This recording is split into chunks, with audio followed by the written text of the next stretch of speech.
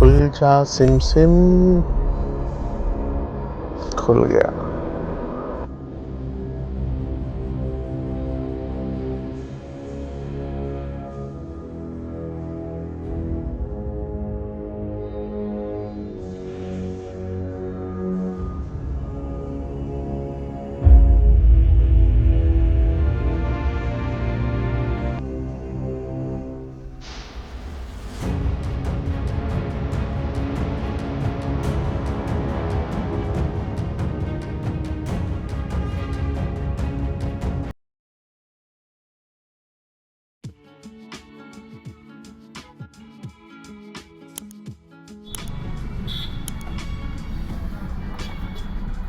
तो hello guys, good morning. आज है ट्यूसडे 4 नवंबर और एक छोटी सी ट्रिप करने जा रहा हूँ। बहुत टाइम से मैंने कोई ट्रिप की नहीं थी, तो मौका भी है, दस्तूर भी है और मैं जा रहा हूँ दिल्ली से हरिद्वार। तो जैसा कि आप लोगों को पता होगा, अभी 2 दिन पहले ही देव उठानी का पर्व का समापन हुआ है। देव उठानी का महत्व सनातन धर्म में काफ़ी ज़्यादा है।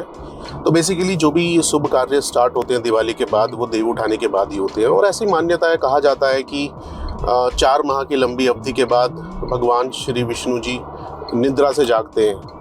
इसी वजह से हम देव उठानी को इतना इम्पोर्टेंस देते हैं कि उसी के बाद जब विष्णु भगवान जब जागते हैं तभी सारे शुभ कार्य होने चाहिए। तो शादी ब्याह के सारे मुहूर्त भी उसी के बाद ही निकलते हैं।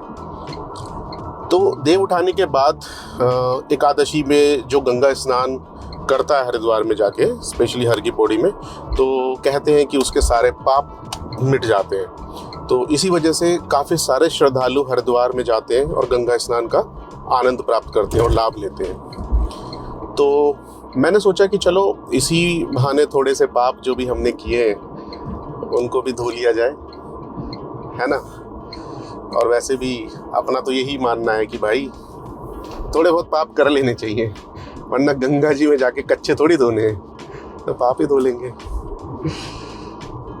तो मैं अभी हूँ इस टाइम गाज़ियाबाद से निकल चुका हूँ और मैं हूँ दिल्ली मेरठ एक्सप्रेसवे पे। और जो हरिद्वार की दूरी है यहाँ से करीब 200 किलोमीटर के अराउंड है, जिसमें मेरे को जो टाइम लगने वाला है वो 3.5 घंटे लगने वाले हैं। तो रास्ते आपको दिखाता हूँ कैसे हैं कैसे नहीं है।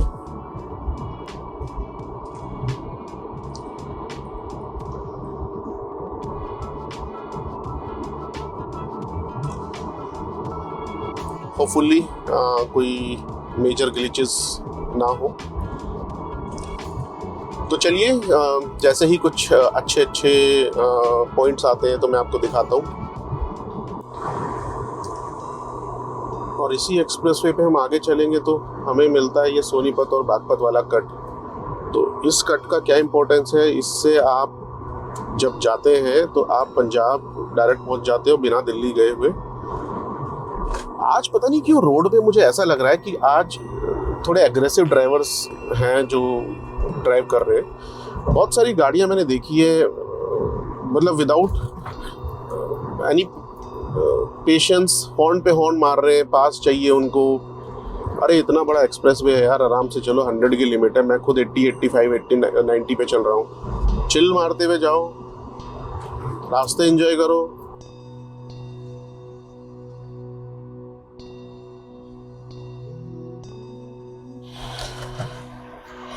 और ये हमारे सफ़र का हो गया है पहला टोल प्लाजा ऑलमोस्ट क्रॉस। खुल जा सिम सिम, खुल गया। ओहो, लाल टोपी वाले नेता।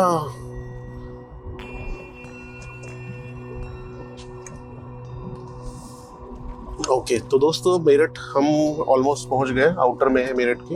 ये एक्सप्रेसवे यहाँ पे ख़त्म हो जाता है और इसके बाद हम एंट्री मारने वाले मेरठ बाईपास पे। ये सामने है Meerut Delhi Meerut rapid rail line, जो दिल्ली से मेरठ को कनेक्ट करती है मात्र 40 मिनट्स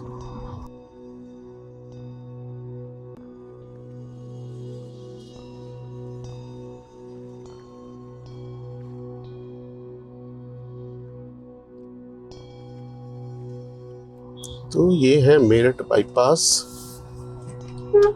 अब यहाँ पे लोगों को थोड़े ड्राइविंग सेंस की कमी नज़र आती है, क्योंकि इसमें आप देखना, आपको शायद देखने को मिल जाएंगे कि कितने लोग हैं जो रॉन्ग साइड से भी चलकर आते हैं। ये देखिए, एक नमूना तो ये आया।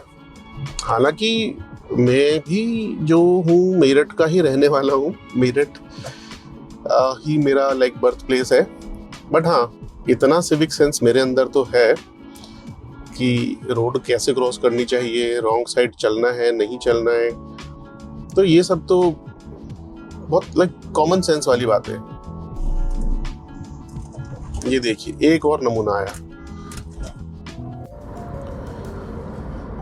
हाँ जी दोस्तों, मेरठ हो चुका है क्रॉस और मैं इस टाइम हूँ मेरठ से थोड़ा आगे, खतौली भी क्रॉस कर लिया है और मुजफ्फरनगर आने वाला है यहाँ से।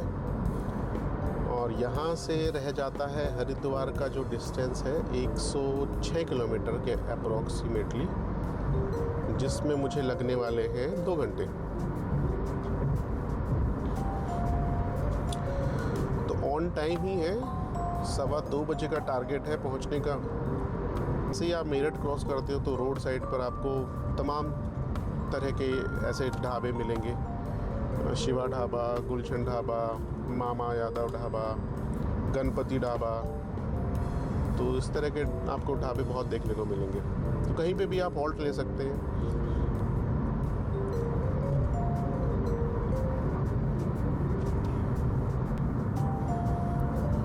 मज़ा आ रहा है दोस्तों ड्राइव का।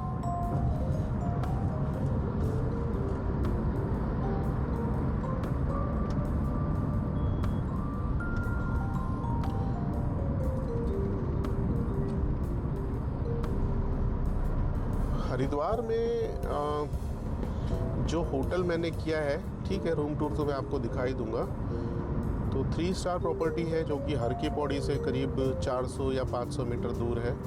और मनसा देवी मंदिर की जो रोपवे स्टार्ट होती है तो वहाँ से बहुत नज़दीक है। तो होटल राज मंदिर जो हरिद्वार में मैंने बुक किया है और मार्केट एरिया में पड़ता है। तो चूँकि ये 3, 4 और 5 नवंबर को ज़्यादा पब्लिक है स्नान के लिए, ये शुभ मुहूर्त है, इन दिनों में स्नान करना शुभ माना जाता है। एज आई मेंशन कि अगर आपने जो भी पाप किए हो वहाँ पर सच्चे मन से अगर वहाँ पे स्नान करते हो तो सारे पाप धुल जाते हैं। तो ये करके मार्केट एरिया में जो प्राइवेट व्हीकल्स हैं वो बैन है। तो गाड़ी की पार्किंग हमें होटल से कुछ दूर ही करनी पड़ेगी। कितना दूर है, कहाँ पर है, वो वहाँ पे जाके पता चलेगा। तो फ़िलहाल मैं पहुँचने वाला हूँ मुजफ्फरनगर।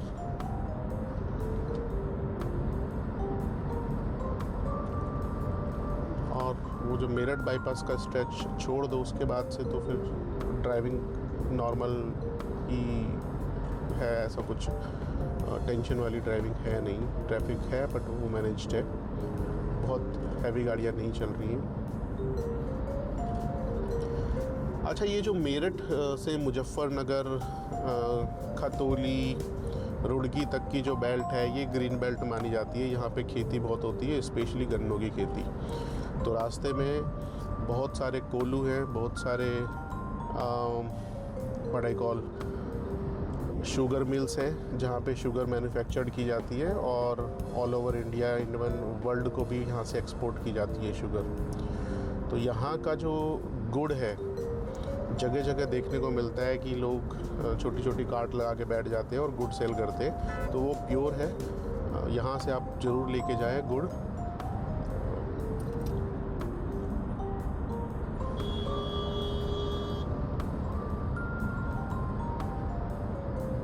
इन भाई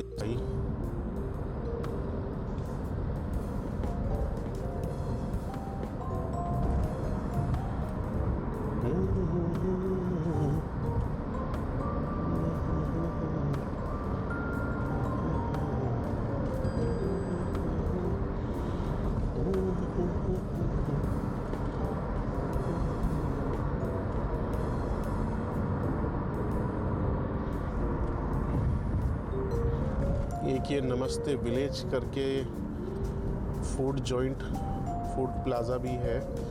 यहाँ पे भी आप हॉल्ट ले सकते हो। फैमिली के साथ अगर हो तो यहाँ पे आपको तमाम तरह के ऑप्शन मिल जाएंगे। सबवे है, मैकडोनल्ड है, नवेदम है, स्टारबक्स है, तो अच्छा है। खाने पीने के तो बहुत ऑप्शंस अवेलेबल हैं इस रूट पे।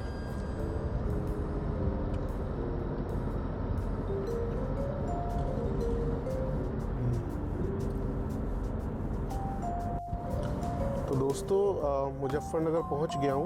अगर आप सीधा चले जाते हो इस रोड पे तो आप मुजफ्फरनगर सिटी में पहुंच जाओगे और हमें जाना है रुड़की और हरिद्वार की तरफ। तो मैंने ले लिया है यहाँ से right.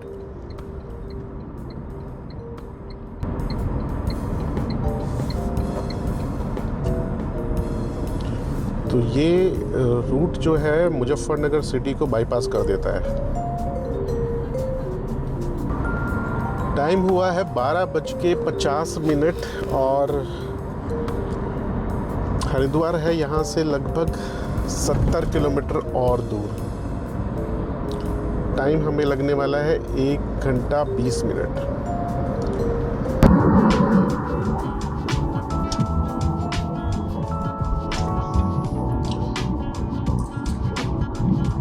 Welcome to Haridwar Kumbh city का बोर्ड आ गया है।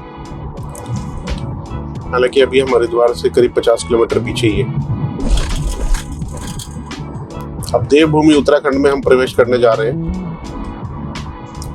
तो कितना ही भव्य आलीशान ये गेट बनाया है इन्होंने।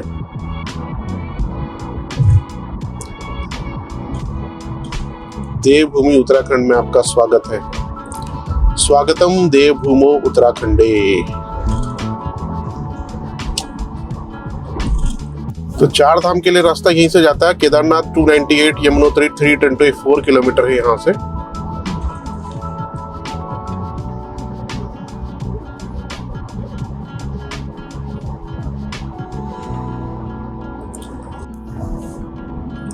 हरिद्वार बचा है सिर्फ 21 किलोमीटर।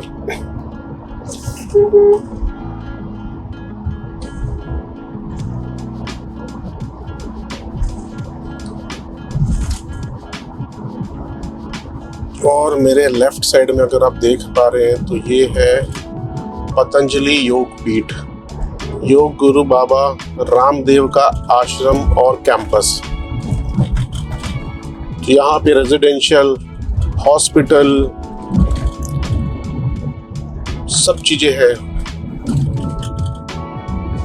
काफी दूर दूर से लोग यहाँ पे इलाज कराने के लिए आते हैं। तो ये हरिद्वार में हमारा टोल टैक्स एक और कट गया। तो हरिद्वार यहाँ से बचा है मात्र 10 किलोमीटर दूर। ऑलमोस्ट हम हरिद्वार की सीमा रेखा में प्रवेश कर चुके हैं। Welcome to Haridwar Kumbh city का बोर्ड आ गया है।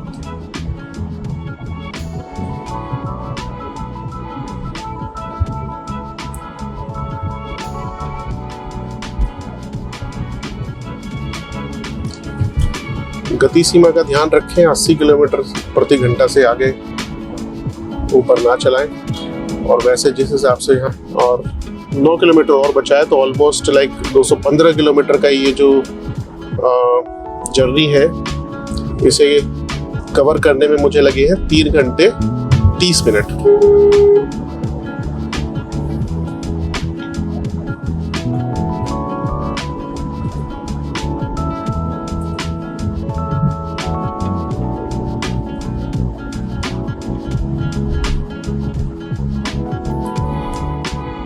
बट इतना तो एक्सपेक्टेड है ही कि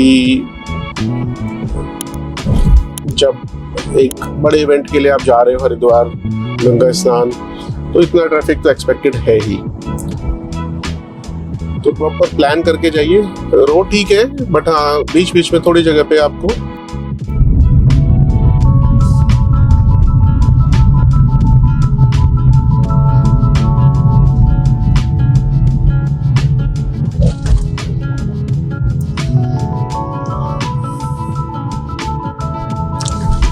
हरिद्वार पहुंच गए हैं।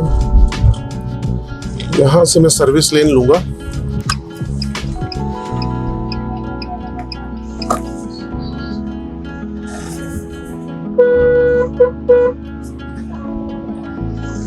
ये लीजिए जी, हरिद्वार में प्रवेश हो चुका है। और आई लव हरिद्वार नगर निगम का भी बोर्ड आ गया है।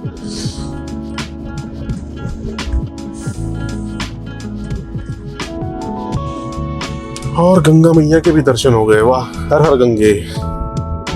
क्या बात, क्या बात, क्या बात।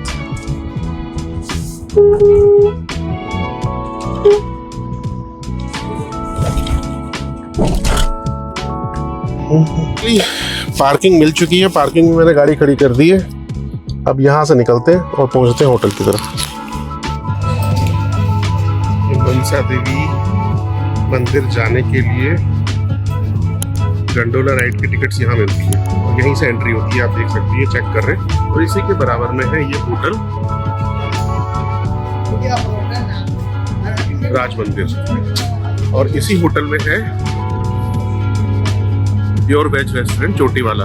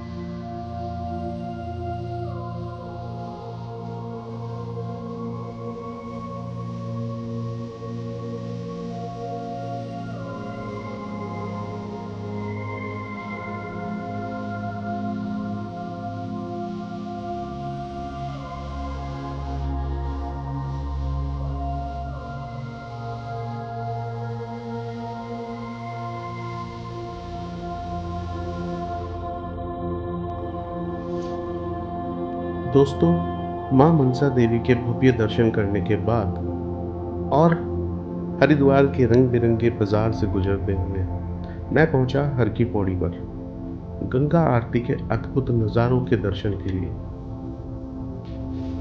और फिर कार्तिक पूर्णिमा के पावन अवसर पर मैंने भी गंगा स्नान का लाभ लिया। और इसी के साथ मेरा ये सफ़र यहीं पर समाप्त होता है। मैं उम्मीद करता हूँ कि आपने भी इस ब्लॉग के माध्यम से पवित्र गंगा नदी के दर्शन का लाभ प्राप्त किया होगा। जल्दी मिलते हैं एक और नए सफ़र पर, एक नई कहानी के साथ और नए अनुभव के साथ। तब तक के लिए टेक केयर।